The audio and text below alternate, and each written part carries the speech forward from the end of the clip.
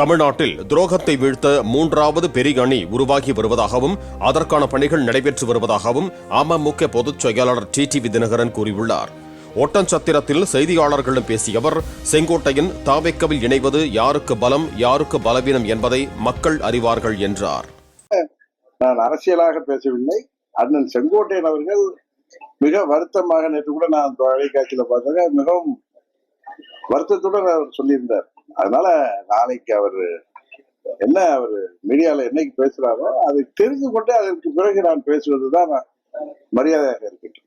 இப்போ சட்டமன்ற உறுப்பினர் இருந்து ராஜினாமா பண்ணது அதிமுகவுக்கு பின்னடைவா இல்ல அதிமுக ஒருங்கிணைப்பு குழுக்கு பின்னடைவா?